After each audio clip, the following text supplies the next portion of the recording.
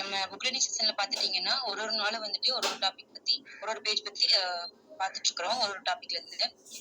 இன்னைக்கு வந்துட்டு நேத்தோட தொடர்ச்சியிலிருந்து நம்ம பார்க்க போறோம். இதுதான் அடிப்படை சூத்திரம். நீங்கள் செய்து கொண்டிருக்கும் வேலை உங்களுக்கு அலுப்பூட்டினாலோ, அல்லது நீங்கள் போதுமான பணத்தை சம்பாதித்துக் கொண்டிருக்கவில்லை என்றாலோ, பணத்தை உருவாக்குவதற்கு நீங்கள் பயன்படுத்துகின்ற சூத்திரத்தை மாற்ற வேண்டும். அவ்வளவுதான். இதுல வந்து என்ன சொல்லியிருக்காங்க அப்படின்னா, நம்ம செஞ்சுட்டு இருக்கிற வேலை வந்துட்டு நம்மளுக்கு ஒரே வேலைய செஞ்சு போர் அடிக்குது அப்படிங்கிற மாரி சொல்லுவாங்கல்ல. அது அப்படி இருந்தாவோ, இல்லைன்னா வந்துட்டு நம்ம வந்துட்டு நம்மளுக்கு தேவையான பணத்த வந்து நம்ம சம்பாரிக்கல அப்படின்னு நெனச்சாவோ, நம்ம பணத்த சம்பாரிக்கிறதுக்கு வேற ஒரு சூத்திரத்த, அதாவது வேற ஒரு வழிய வந்து நம்ம பயன்படுத்தணும். அவ்வளவுதான் அப்படின்னு சொல்லியிருக்காங்க. அடுத்து வந்துட்டு, எனக்கு 26 வயதாக இருந்தபோது கடன் தவணைகள் கட்டப்படாததால் கடன் கொடுத்த நிறுவனங்கள் தங்கள் வசம் எடுத்துக்கொண்ட வீடுகளை எவ்வாறு வாங்குவது என்ற பயிற்சி வகுப்பில் நான் கலந்து கொண்டேன். அவருக்கு வந்து 26 வயசு இருக்கும்போது வந்துட்டு, இப்ப கடன் வீட்டு மேல கடன் வாங்கிக்கிறாங்கன்னா, அவங்க வந்துட்டு கடன வந்து திருப்பி தராம இருந்தா, அந்த நிறுவனம் வந்துட்டு அந்த வீட்ட எப்படி அவங்களுக்கு சொந்தமாக்குறது அப்படிங்கிற ஒரு பயிற்சி வகுப்புல வந்துட்டு, நான் அங்க போய் நான் தெரிஞ்சுக்கிட்டேன் அப்படிங்கிறத வந்து சொல்லியிருக்காரு. அங்கு நான் ஒரு சூத்திரத்தை கற்றேன். அதை ஒழுங்குடன் எவ்வாறு செயல்படுத்துவது என்பதுதான் அடுத்து நான் கற்றுக்கொண்ட விஷயம். அங்க போயிட்டு வந்துட்டு அவரு ஒரு சூத்திரத்த வந்து அவர் ஒரு விஷயத்த வந்து கத்து வச்சிருக்கிறாரு. அத வந்து எப்படி செயல்படுத்துறது அப்படிங்கிறதுலதான் வந்துட்டு விஷயமே இருக்கு அப்படின்னு சொல்றாங்க. அங்குதான் பெரும்பாலான மக்கள் நிறுத்தி விடுகின்றனர். நான் ஜெராக்ஸ் நிறுவனத்தில் வேலை பார்த்துக் கொண்டிருந்த போது 3 வருடங்கள் வேலை போக எனக்கு கிடைத்த எஞ்சிய நேரத்தை கடன் தவணைகள் கட்டப்படாததால் கடன் கொடுத்த நிறுவனங்கள் தங்கள் வசம் எடுத்துக்கொண்ட வீடுகளை வாங்கும் கலையில் திறமை பெறுவதில் நான் செலவிட்டேன். அதாவது வந்துட்டு அவரு வேலைக்கு போயிட்டு இருக்கிறப்ப ஜெராக்ஸ் கடையில வந்துட்டு வேலைக்கு போயிட்டு இருக்காரு. அப்ப வந்துட்டு பாத்தீங்கன்னா, அது போக எஞ்சி இருக்கிற நேரத்தை வந்துட்டு நான் முன்னாடி சொன்ன பாத்தீங்களா, அந்த கடன் கொடுக்கறது, இது கடன் தவணையை வந்துட்டு கட்டாதது, அந்த அந்த வீட்டை வந்து எப்படி அவங்க கிட்ட இருந்து வாங்குறது அப்படிங்கிற கலையில வந்துட்டு அவர் பயிற்சி பெற்றதை வந்து சொல்லியிருக்காரு. அதுலதான் வந்துட்டு அவரோட அந்த மீதமான நேரத்தை வந்துட்டு செலவிட்டதா சொல்லியிருக்காரு. அந்த சூத்திரத்தை திறம்பட கற்றுக்கொண்ட பிறகு வேறு பிற சூத்திரங்களை நான் தேடி சென்றேன். அப்ப வந்துட்டு அத ஃபுல்லா வந்து நல்ல தரவா கத்துக்கிட்டதுக்கு அப்புறமா இன்னும் வந்துட்டு நிறைய கத்துக்கணும் அப்படின்ட்டு நிறைய தேடி இருக்காரு. நான் எப்போதும் ஏதேனும் ஒரு புது விஷயத்தை கற்றுக்கொண்டே இருந்தேன். அவர் வந்துட்டு எப்ப பார்த்தாலுமே ஏதோ ஒரு விஷயத்துல இன்ட்ரெஸ்டா இதை நம்ம கத்துக்கணும் அப்படின்னு சொல்லியே வந்துட்டு அவர் வந்துட்டு நிறைய விஷயத்த வந்துட்டு கத்துக்கிறதுல இன்ட்ரெஸ்டா வந்து இருந்திருக்காரு. பொருளாதார திட்டமிடுதல் மற்றும் பாரம்பரிய முதலீடுகளை வாங்குதல் போன்றவை தொடர்பான பல பயிற்சி வகுப்புகள் உள்ளூர் கல்லூரிகளிலும் சமூக கல்லூரிகளிலும் இடம்பெறுகின்றன.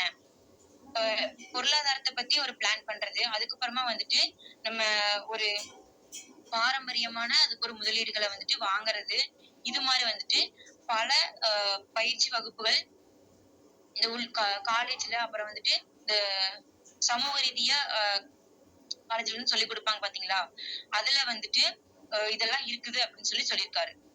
இவற்றில் பங்கு கொண்டு பயில்வது ஒரு நல்ல துவக்கம்தான். ஆனால் நான் எப்போதும் ஒரு விரைவான சூத்திரத்தை தேடுகிறேன். அதனால்தான் பலர் தங்கள் வாழ்நாள் முழுவதும் சம்பாதிக்கும் பணத்தை விட அதிக பணத்தை நான் ஒரே நாளில் சம்பாதித்து விடுகிறேன். அத வந்து என்ன சொல்றாங்க அப்படின்னா, இதுல வந்துட்டு இன்னும் வந்துட்டு இது மாதிரி காலேஜ் எல்லாம் போய் படிக்கிறது வந்துட்டு ஒரு நல்ல ஸ்டார்டிங் அப்படின்னு சொல்றாரு. அதுக்கப்புறமா வந்துட்டு அவர் வந்துட்டு எப்பவுமே வந்துட்டு ஒரு ஃபாஸ்டா இருக்கிற நம்ம ஒரு முன்னேறதுக்கு வந்து ஃபாஸ்டா இருக்கிற ஒரு ஃபார்முலா வந்துட்டு அதிகமா தேடுவேன். அதுங்காட்டுதான் வந்துட்டு நான் இவ்வளவு பணம் சம்பாதிக்கிறேன் அப்படின்னு சொல்லியிருக்காரு. அதாவது ஒரே வழியில் இல்லாம நான் வந்துட்டு ஒண்ணு விட்டு ஒண்ணு தேடிட்டே இருப்பேன், நிறைய கத்துக்கிட்டு இருப்பேன். இந்த வழி இல்லைன்னா நம்ம முடிச்சிட்டோம்னா இன்னொன்னு கத்துக்கிறதுக்கு ஆரம்பிப்பேன். ஏன்னா வந்து கத்துக்கிறதுக்கு வந்து நிறைய இருக்குது. அப்படி நிறைய கத்துக்கிட்டாதான் வந்துட்டு நம்ம நிறைய சம்பாதிக்க முடியும் அப்படிங்கறத வந்து சொல்றாரு. வேகமாக மாறிக்கொண்டிருக்கும் இன்றைய உலகில் நீங்கள் தெரிந்து வைத்திருக்கும் விஷயங்கள் அவ்வளவு மதிப்பு வாய்ந்தவை அல்ல. ஏனெனில் அவை மிகவும் பழைய விஷயங்களே. நீங்கள் எவ்வளவு விரைவாக கற்றுக்கொள்கிறீர்கள் என்பதுதான் இங்கு முக்கியம்.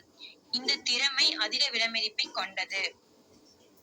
அதாவது வந்துட்டு நம்ம இந்த உலகம் வந்துட்டு யாருக்காகவும் நிக்காது. ஃபாஸ்ட்டா வந்து போயிட்டு இருக்குது.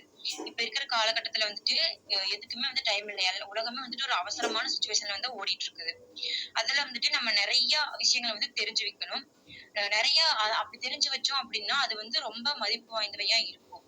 அப்பதான் வந்துட்டு ஆ நம்ம ஒரு இப்ப புதுசா இருக்கிறத விட, பின்னாடி பழைய விஷயங்கள் பார்க்கும்போது வந்துட்டு, புதுச விட பழசு வந்துட்டு நம்மளுக்கு ரொம்ப யூஸ்ஃபுல்லா இருக்கும். அது வந்து ரொம்ப ஒரு விலை மதிக்க முடியாத ஒரு விஷயமா வந்து இருக்கும் அப்படிங்கிறத வந்து சொல்லியிருக்கிறாங்க.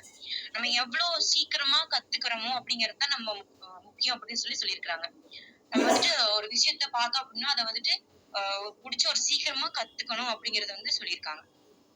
அடுத்து வந்துட்டு, பணத்திற்காக வேலை பார்ப்பது ஒரு குகை மனிதன் காலத்தில் தோன்றிய ஒரு பழைய சூத்திரமாகும். அதாவது வந்துட்டு, இப்ப பணத்துக்காக வேலை பார்க்கறத வந்துட்டு, அ ஆதி காலத்து மனுஷங்க வேலை அப்படின்னு சொல்லியிருக்காங்க. இந்த குகை மனிதருக்கான சூத்திரம் அப்படின்னு சொல்லியிருக்காங்க. அடுத்து, சுய ஒழுங்கின் சக்தி. முதலில் உங்களுக்கு கொடுக்க வேண்டியதை கொடுத்துக் கொள்ளுங்கள். அதாவது வந்துட்டு நம்ம ஃபர்ஸ்ட்டு நம்மளுக்கு என்ன தேவையோ அத வந்துட்டு நம்ம பார்த்து அத கரெக்ட்டா பண்ணிக்கணும் அப்படின்னு சொல்றாங்க. உங்களை உங்கள் கட்டுப்பாட்டிற்குள் உங்களால் கொண்டு வர முடியவில்லை என்றால், பணக்காரராக ஆவதற்கு முயற்சிக்காதே. அதாவது வந்துட்டு நம்மளுக்கே வந்துட்டு நம்ம ஒரு கண்ட்ரோல் இல்லாம இருக்கிறோம் அப்படின்னா, நம்ம வந்துட்டு பணக்காரர் ஆக முடியாது. ஏன்னா, ஒரு சில கட்டுப்பாடுகள நம்ம வச்சிருந்தா மட்டும் தான் நம்ம வந்துட்டு நெறைய பணம் சம்பாரிச்சு பணக்காரரா ஆக முடியும் அப்படிங்கிறத சொல்லியிருக்காங்க. முதலீடு செய்து பணத்தை உருவாக்கி இறுதியில் அதை இழப்பதில் எந்த அர்த்தமும் இல்லை. லாட்டரி குழுக்கள் லாட்டரி குழுக்களில் கோடிக்கணக்கான டாலர்கள் பரிசு பெற்றவர்கள் விரைவில் ஆண்டிகளாக ஆவதற்கு அவர்களிடம் சுய ஒழுங்கு இல்லாததுதான் காரணம். ஒரு ஊதிய உயர்வு கிடைத்த உடனேயே ஒரு புதிய கார் வாங்குவதோ அல்லது ஒரு உல்லாச பயணம் மேற்கொள்வதோ கூட சுய ஒழுங்கின்மையால் தான். அதாவது வந்துட்டு ஒரு லாட்டரி சீட் கிடைக்குது அப்படின்னா, அப்ப வந்துட்டு நம்ம நல்லா இருக்கும். ஒரு லாட்டரி சீட் கிடைச்சா வந்துட்டு, நம்ம பணக்காரர் ஆயிரலாம். நம்ம கிட்ட தான் நெறைய இருக்குது. நம்ம வந்துட்டு பணக்காரர் ஆயிட்டோம். அப்படிங்கிற ஒரு இது வந்துட்டு நம்மளுக்கு மனசுக்குள்ள வந்துரும். அதுங்காட்டி செலவு பார்த்தீங்கன்னா, கன்னா பின்னான்னு வந்து இருக்கும். அது சீக்கிரமாவே வந்துட்டு முடிச்சு, ஆ ஆண்டி ஆயிருவோம் அப்படின்னு வந்து சொல்லியிருக்கிறாங்க.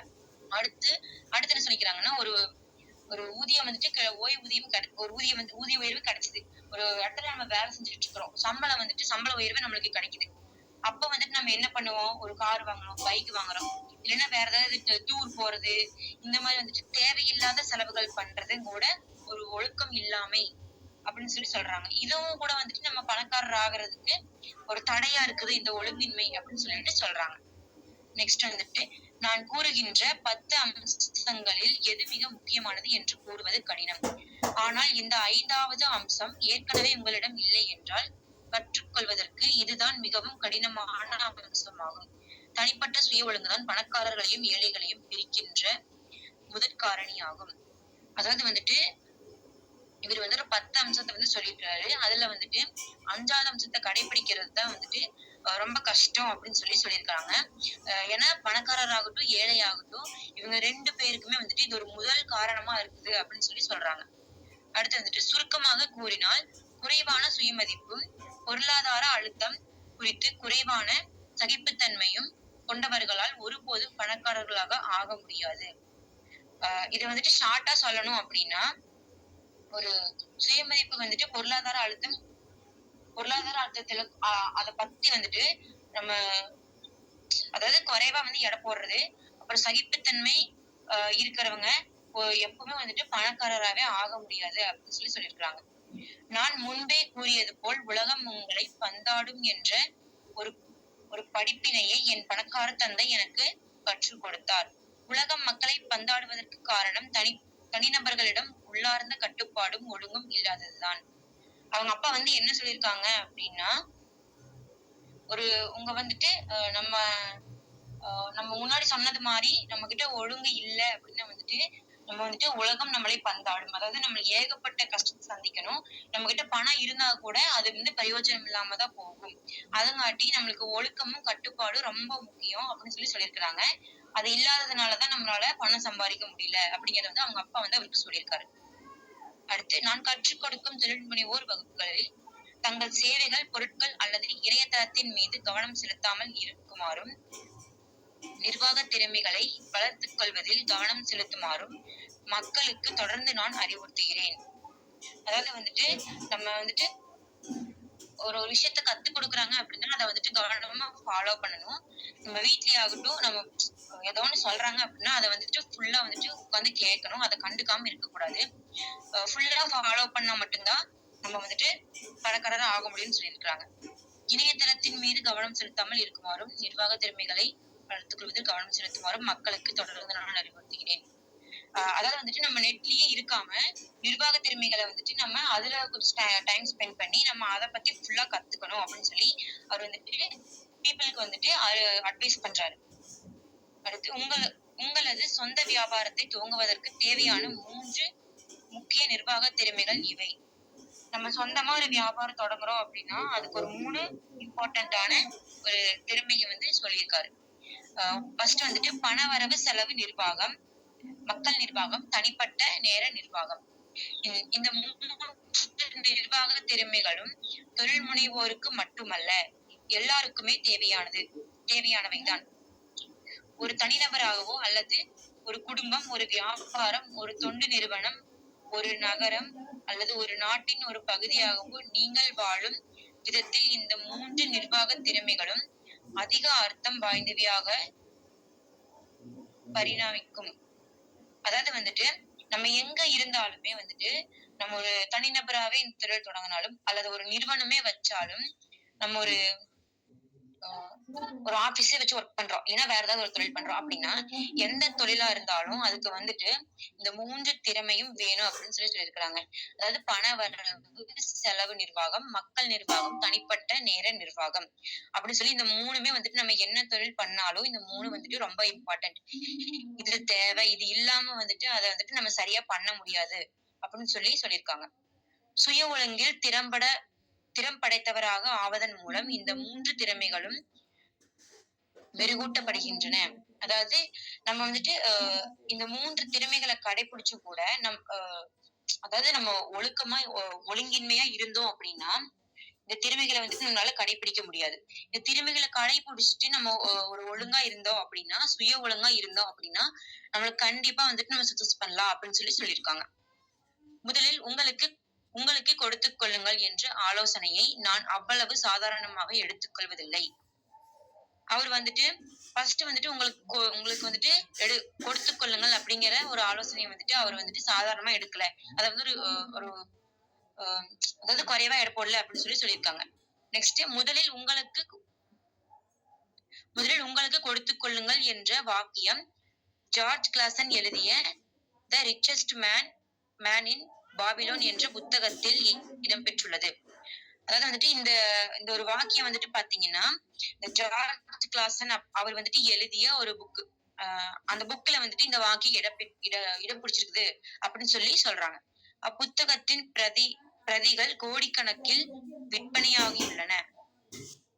இந்த வாக்கியத்தை கோடிக்கணக்கான மக்கள் அடிக்கடி கூறினாலும் வெகு சிலரே இதை பின்பற்றுகின்றனர். நான் ஏற்கனவே கூறியது போல் பொருளாதார ரீதியான அறிவை பெற்றிருப்பது எண்களை படிப்பதற்கு உதவுகிறது. எண்கள் தான் உண்மையான கதையை கூறுகின்றன. ஒருவரது வருமான அறிக்கையையும் நிதி நிகர அறிக்கையையும் பார்த்தால் முதலில் உங்களுக்கு கொடுத்துக் கொள்ளுங்கள் என்று கூறுபவர்கள் தாங்கள் கூறுவதை கடைபிடிக்கிறார்களா என்பதை என்னால் கூற முடியாது. அதாவது என்ன சொல்லியிருக்காங்க அப்படின்னா இந்த வாக்கியத்தை வந்துட்டு நிறைய மக்கள் அடிக்கடி சொல்லிட்டு இருந்தாலும் ஒரு சிலர் வந்துட்டு நிறைய பேர் வந்துட்டு பொருளாதார ரீதியா படிப்பதற்கு வந்துட்டு ஒரு அந்த எண்கள் தான் வந்து உதவியா இருக்கு அப்படின்னு சொல்லியிருக்கிறாங்க. அதனால அதையே வந்துட்டு அவங்க அடிக்கடி வந்துட்டு அதையே வந்துட்டு ஃபாலோ பண்ணிட்டு வந்திருக்காங்க. அப்புறம் அடுத்து வந்துட்டு எண்கள் தான் உண்மையான கதையை கூறுகின்றன. இந்த நிதிநிலை அறிக்கையாகட்டும், அதுக்கப்புறம் வருமான அறிக்கையாகட்டும், இதுல வந்துட்டு ஃபர்ஸ்ட் உங்களுக்கு கொடுத்துக் கொள்ளுங்கள் என்று கூறுபவர்கள் அதை வந்துட்டு சொல்றாங்களே தவிர கடைபிடிக்கிறாங்களா இல்லையா அப்படிங்கறத வந்துட்டு அவரால உறுதியா சொல்ல முடியாது அப்படின்னு வந்துட்டு சொல்றாங்க. ஒரு படம் 1000 வார்த்தைகளுக்கு சமானம். எனவே முதலில் தங்களுக்கு கொடுத்துக் கொள்ளும் மக்களின் பொருளாதார அறிக்கைகளையும் முதலில் தங்களுக்கு கொடுத்துக் கொள்ளாதவர்களின் பொருளாதார அறிக்கைகளையும் நாம் பரிசீலனை செய்யலாம். அப்ப அப்புறம் வந்துட்டு ஒரு ஒரு பிக்சர் இருக்கு அப்படின்னா அது வந்துட்டு ஒரு 1000 வார்த்தைகளுக்கு ஈக்குவல் அப்படின்னு சொல்றாங்க. ஃபர்ஸ்ட் வந்துட்டு தங்களுக்கு கொடுத்துக் கொள்ற மக்கள் வந்துட்டு பொருளாதார அறிக்கைய முதல்ல வந்துட்டு அவங்களோட யாரு கொடுக்குறாங்க, யாரு கொடுக்காதவங்களா இருக்கிறாங்க அப்படின்னு வந்துட்டு பரிசீலனை செய்யலாம் அப்படின்னு சொல்லிட்டு அத வந்துட்டு நம்ம பார்க்கலாம் அப்படின்னு சொல்றாங்க. நெக்ஸ்ட் வந்துட்டு முதலில் தங்களுக்கு கொடுத்துக் கொள்ளும் மக்கள். சார்ட் போட்டு காட்டியிருக்காங்க. வருமான அறிக்கை, வருமான அறிக்கை, அப்புறம் நிதி நிகர அறிக்கை. வருமான அறிக்கையில வருமானம், சம்பளம், வேலை, செலவுகள், வரிகள், வாடகை, உணவு.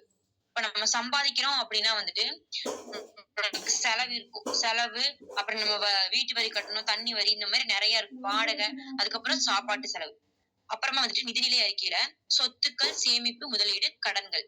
நிதிநிலை அறிக்கையில பாத்துட்டீங்கன்னா சொத்துக்கள், சேமிப்பு, முதலீடு, அப்புறம் கடன்கள் இதெல்லாம் இருக்கிறதா வந்துட்டு நம்ம சார்ட் போட்டு கிளியர் பண்ணிருக்காங்க. இந்த படங்களை ஆய்வு செய்து ஏதேனும் வேறுபாடுகளை உங்களால் காண முடிகிறதா என்று பாருங்கள். பணவரவை புரிந்து கொள்வதுடன் தொடர்புடையது இது. பெரும்பாலான மக்கள் எண்களை பார்த்துவிட்டு கதையை தவற விடுகின்றனர்.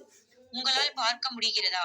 முதலில் தங்களுக்கு கொடுத்துக் கொள்ளும் தனிநபர்களின் நடவடிக்கைகளை இப்படம் பிரதிபலிக்கிறது.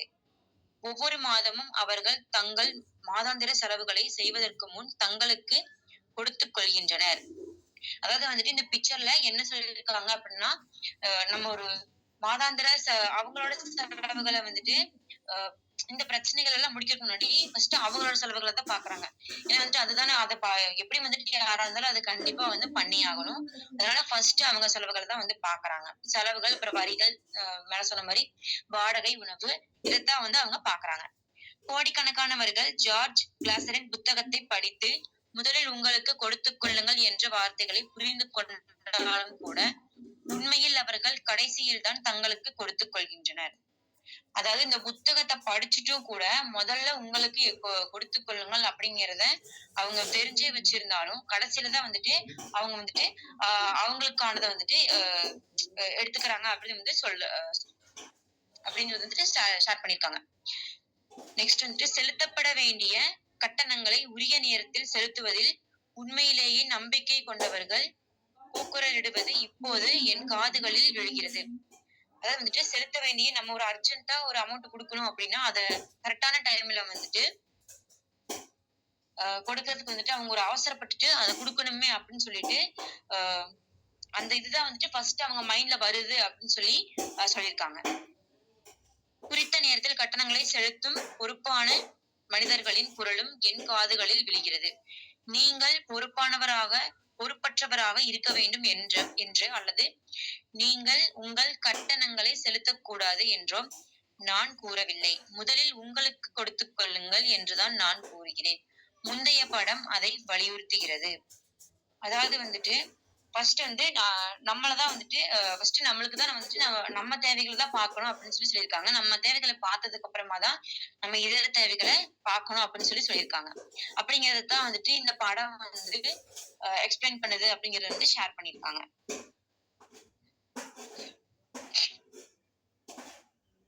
முதலில் மற்றவர்களுக்கு கொடுத்துவிடும் மக்கள். அடுத்த பிக்சர் பாத்தீங்கன்னா வருமான அறிக்கை, அப்புறம் நிதி நிகர அறிக்கை பத்தி சொல்லியிருக்காங்க. பணப்பெயர்ச்சியின் சக்தியை உண்மையிலேயே உங்களால் புரிந்து கொள்ள துவங்க முடியும் போது முந்தைய படத்தில் என்ன தவறு உள்ளது என்பதை விரைவில் நீங்கள் உணர்வீர்கள். அதோடு 90% மக்கள் ஏன் தங்கள் வாழ்நாள் முழுவதும் கடினமாக உழைக்கின்றனர் என்பதையும் தங்களால் இனிமேலும் உழைக்க முடியாது என்று அவர்கள் உணரும் பொழுது சமூக பாதுகாப்பு திட்டம் போன்ற அரசாங்க திட்டங்களின் உதவி அவர்களுக்கு ஏன் தேவைப்படுகிறது என்பதை நீங்கள் புரிந்து கொள்வீர்கள்.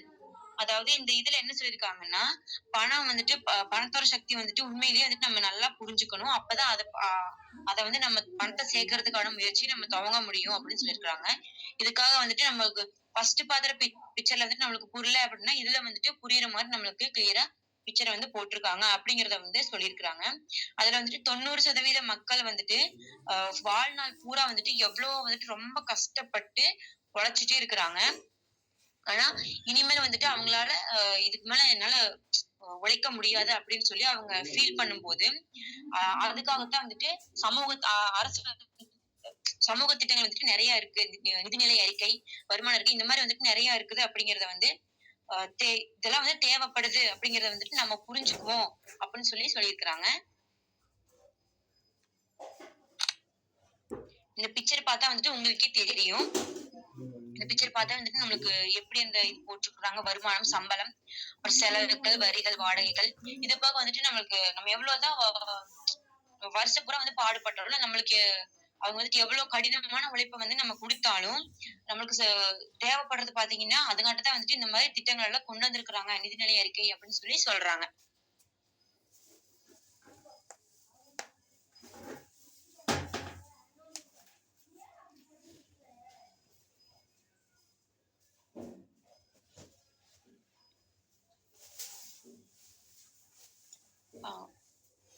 சிஸ்டர்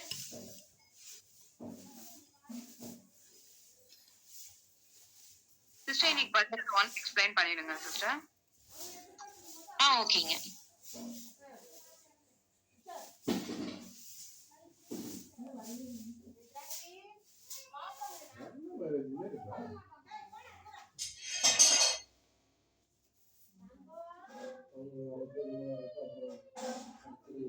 ஓகே ஃப்ரெண்ட்ஸ், இன்னைக்கு வந்து நம்ம இதுல இருந்து என்ன புரிஞ்சது அப்படின்னா, நம்ம வந்துட்டு பணம் சம்பாதிக்கணும் அப்படின்னா வந்துட்டு நம்மளுக்கு வந்துட்டு ஃபர்ஸ்ட் ஒரு கட்டுப்பாடோட இருக்கணும், சுய ஒழுக்கமா இருக்கணும் அப்படின்னு சொல்லியிருக்கிறாங்க. அதுக்காக ஒரு 3 ரீசன், ஒரு 3 திறமைகள் வந்து சொல்லியிருக்கிறாங்க. பண வரவு, செலவு, நிர்வாகம். அது வந்து நம்மளுக்கு தெரிஞ்சிருக்கணும். மக்களை எப்படி நிர்வாகம் பண்றது அப்படிங்கறது வந்து நம்ம தெரிஞ்சிருக்கணும். தனிப்பட்ட நேர நிர்வாகம், அதாவது நம்ம ஒரு பிசினஸ் பண்றோம் அப்படின்னா அதுக்கு வந்து ஒரு சில நேரம் வந்து நம்ம ஒதுக்கி இது எப்படி பண்றது, நம்ம எப்படி பண்ணிருக்கோம், என்ன பண்ணிருக்கோம் அப்படின்னு சொல்லி நம்ம அதுக்கு ஒரு நேரம் ஒதுக்கி தனியா அதை வந்து பார்க்கணும் சொல்லியிருக்காங்க. நிர்வாக திறமை வந்துட்டு நம்ம கிட்ட இருக்கணும். ஒரு கம்பெனியை நம்ம ஸ்டார்ட் பண்றோம் அப்படின்னா அதை பண்றதுக்கு வந்துட்டு நம்ம கிட்ட என்னென்ன திறமை இருக்கணும், அந்த திறமையை ஃபாலோ பண்றதுக்கு நம்மளுக்கு வந்துட்டு நம்ம சுய ஒழுக்கமா இருக்கணும், அதாவது கட்டுப்பாடோட இருக்கணும்னு சொல்லியிருக்கிறாங்க. நம்ம எவ்வளவு சம்பாரிச்சாலும் அதை வந்துட்டு நம்ம கண்டபடி செலவு பண்ணாம ஒரு அளவா வந்து செலவு பண்ணணும்னு சொல்லியிருக்கிறாங்க. நம்மளே ஒரு கட்டுப்பாடு இல்லாம இருந்தோம் அப்படின்னா நம்ம கண்டிப்பா வந்துட்டு எப்பவுமே பணக்காரரா ஆக முடியாது. நம்ம ஏழையாவே தான் இருக்கணும். பணம் சம்பாரிச்சாலும் வந்துட்டு அப்பப்ப செலவுகளுக்கு தான் அது கரெக்டா இருக்குமே ஒழிய நம்ம பணக்காரரா ஆக முடியாது அப்படிங்கறத வந்துட்டு சொல்லியிருக்கிறாங்க. இந்த மீட் உங்களுக்கு யூஸ்ஃபுல்லா இருக்கும்னு நினைக்கிறேன் friends. Thank you. Wish you wealth. Okay sister, ரொம்ப வந்து அழகா படிச்சீங்க. ஃப்ரெண்ட்ஸ் பாருங்க, அவங்க வந்துட்டு இப்ப பணக்காரரா இருக்காங்க அப்படின்னா என்னென்ன விஷயங்களை பண்ணியிருக்காங்க அப்படிங்கறது சொன்னாங்க. ஃப்ரெண்ட்ஸ், இந்த மந்த் வந்து நமக்கு WPV ஆஃபர் வந்திருக்கு, தெரியுங்களாப்பா? ஒரு 5 மினிட்ஸ் நான் கேக்குற क्वेश्चनக்கு ஆன்சர் பண்ணுங்க. WPV ஆஃபர் வந்திருக்கு தெரியுங்களா? சாட் பாக்ஸ்ல சொல்லுங்க. இருக்கீங்களா எல்லாரும்? யாரையுமே காணோமே. ஜஸ்ட் வந்து ஆன் பண்ணி வச்சுட்டு போயிட்டீங்களா? தெரியாதுங்களா? தெரியாதுங்களா? WPV ஆஃபர் என்னப்பா அப்படின்னா என்னப்பா? தெரியாது. நோ. ஓகே, சரிப்பா. ஓகே, நான் உங்களுக்கு சொல்றேன். ஃப்ரெண்ட்ஸ், இப்போ நமக்கு WPV அப்படிங்கிற ஆஃபர் வந்திருக்கு. இத பத்தி நான் ரொம்ப ரொம்ப ரொம்ப கிளியரா இன்னைக்கு 8 to 9 மணி மீட்ல எக்ஸ்பிளைன் பண்ணுவேன். கண்டிப்பா உங்க டீம் மெம்பர்ஸ் அத்தனை பேரையும் இன்க்ளூடிங் நியூ ஜாயினர்ஸ் இப்பதான் வந்து பைலட் பேட்ச் பார்த்துட்டு இருக்காங்க அப்படின்னாலுமே அவங்களையும் இந்த மீட் வந்து அட்டெண்ட் பண்ண சொல்லுங்க. 8 to 9 இன்னைக்கு இது ரிலேட்டடா தான் இருக்கும் மீட்டிங். என்னுடைய ஸ்கிரீன் பாருங்க. நான் ஜஸ்ட் உங்களுக்கு ஒரு கிளாஸ் சொல்லிடுறேன். பட் ஜீப்பா வந்து நான் 8 to 9 சொல்றேன். ஃப்ரெண்ட்ஸ், இப்போ WPV ஆஃபர் அப்படிங்கிறது கொடுத்துருக்காங்க. WPV ஆஃபர் அப்படின்னா நீங்க ஒரு 10 PVக்கு எக்ஸாம்பிளுக்கு சொல்றேன், ஒரு 40 PVக்கு நீங்க பர்ச்சேஸ் பண்றீங்கன்னா எக்ஸ்ட்ராவா 40 PV உங்களுக்கு கிடைக்கும். 100 PVக்கு பர்ச்சேஸ் பண்றீங்கன்னா எக்ஸ்ட்ராவா 100 PV கிடைக்கும். 10 PVக்கு பண்றீங்கன்னா எக்ஸ்ட்ராவா 10 PV. நீங்க எத்தனை PVக்கு பண்ணாலும் அது அப்படியே உங்களுக்கு டபுளா PV கிடைக்கும். சரிங்களா? இந்த ஆஃபர்ல என்னென்ன ப்ராடக்ட் இன்க்ளூட் ஆகும்னா வெஸ்டேஜ்ல இருக்க அத்தனை ப்ராடக்ட்டுமே நீங்க வாங்கிக்கலாம்ப்பா. ஓகேங்களா? வெஸ்டேஜ்ல இருக்க அத்தனை ப்ராடக்ட்டுமே வாங்கிக்கலாம். பட் அந்த பில்லுல mister of Milan, Velino, skin formula 9 இந்த கேட்டகரியில ஷார்ப்புங்கிறத விட்டுருங்க. ஷார்ப்பை பத்தி யாருமே மைண்ட்ல வச்சுக்காதீங்க. பிகாஸ் ஷார்ப்புங்கிறது வாட்டர் பியூரிஃபையர், ஏர் பியூரிஃபையர் வருது. அவ்வளோ பெரிய ப்ராடக்ட்டை வந்து இங்க பர்ச்சேஸ் பண்றதுக்கு யாரும் நீடட் இருக்கவங்க வாங்கலாம். பட் வந்து நான் ஒரு லெவல் குவாலிஃபை பண்றதுக்காக இது வாங்குறேன் அப்படின்னா தயவு செஞ்சு என்னுடைய டீம்ல நான் அதை சஜஷன் பண்ண மாட்டேன். வாங்க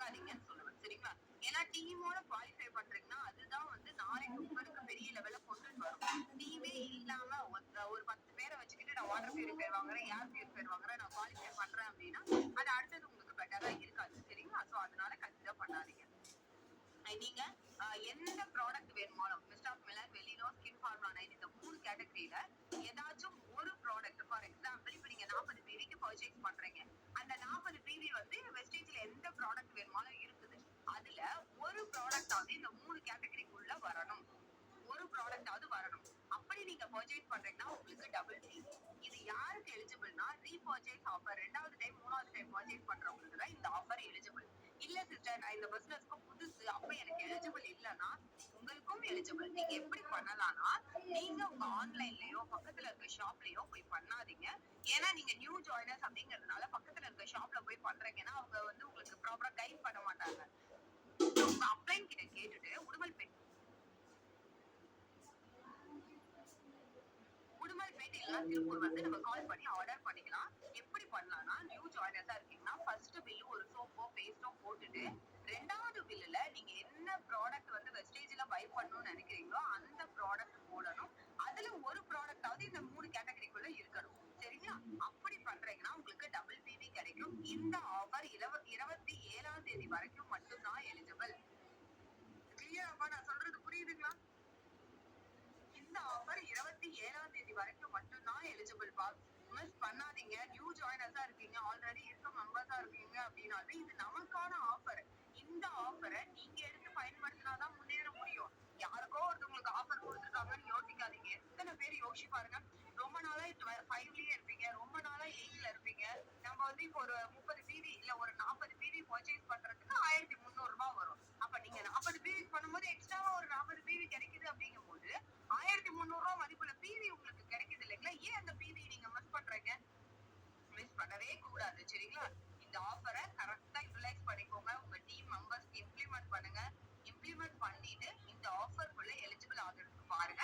இது ரிலேட்டடா நான் இன்னும் பிரீஃபா இன்னைக்கு நைட்டு சொல்றேன். இன்னைக்கு பர்ச்சேஸ் பண்ணணும்னு நினைக்கிறவங்க எல்லாருமே உங்க அப்ளைன் கிட்ட நான் 8% குரூப்ல வந்து உடுமல்பேட் நம்பரும் திருப்பூர் நம்பரும் ஷேர் பண்றேன். நீங்க அங்க கால் பண்ணி கூட ஆர்டர் பண்ணிக்கோங்க. ஆர்டர் பண்றச்ச இன்ஃபார்ம் பண்ணுங்க அவங்க கிட்ட. பிரதர் இது ரீபர்ச்சேஸ் ஆஃபர் டபுள் பிவில எங்களுக்கு வரணும் அது பண்ணுங்க அப்படின்னு சொல்லுங்க. சரிங்களா? ஓகே, இன்னைக்கு வீடியோ எடுத்து